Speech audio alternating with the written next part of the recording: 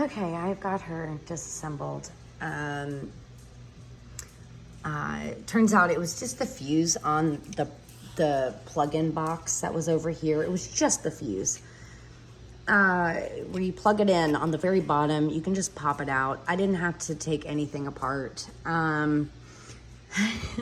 But now, you know, this is where I am. I did want to show you guys something really cool.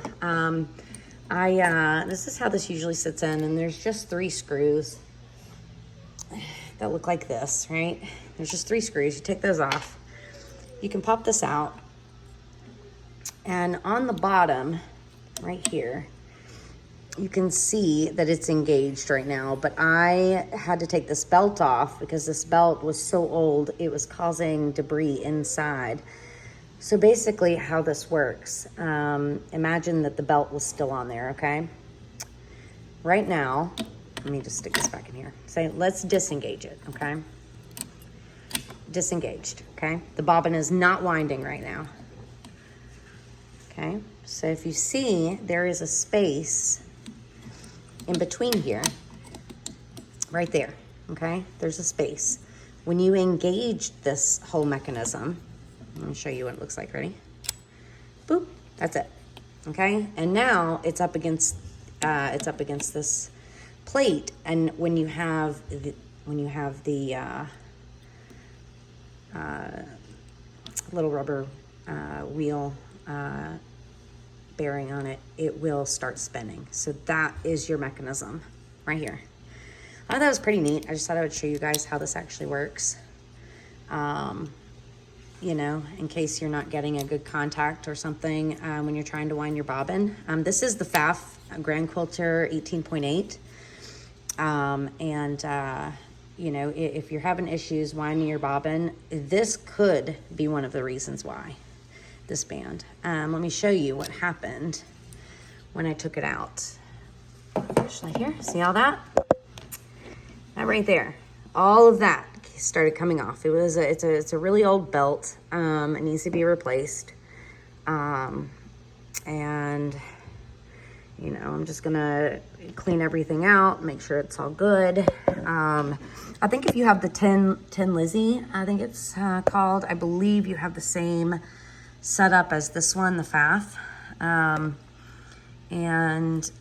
There's the inside. Not much, you know, not much to it. Not like my computerized Juki. Basically, there's your arm, runs over. There you go. I'll turn the wheel for you guys. Right here.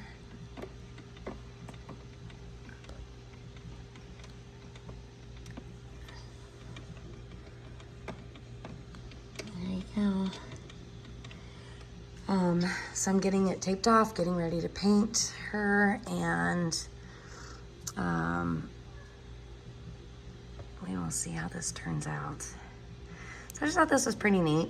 You know, I'm not afraid to take things apart. It's putting it back together that might be the issue. Here's the motor.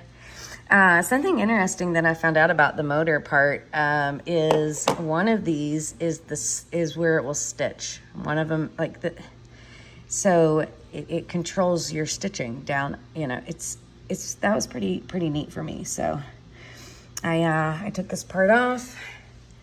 Gonna get it cleaned up. There's the part on it, in case you want to check to see if you have one of the same ones. Anyways, I just thought this is pretty fascinating. You can see the old discoloration. Most of it I already got cleaned up. So the belt was pretty easy to get off. All I had to do was unscrew these 2, lift it up, and the belt came right off. So yeah, just gonna get her cleaned up. This is, most of it's already sanded, but it looks pretty plain right now.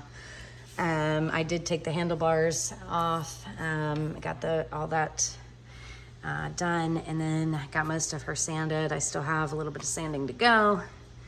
I did start painting some of the covers, like the belt cover,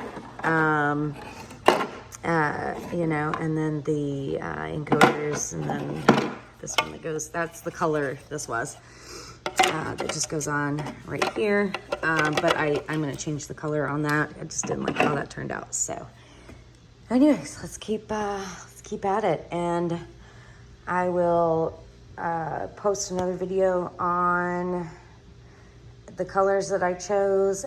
And again, I'm going to finish getting, you know, a lot of this cleaned back up, start getting her put back together. And if you all have any questions or comments or want to see more while she's, you know, still open, just let me know, and I will do my best to get it to you guys. All right, I'll catch you in just a little bit.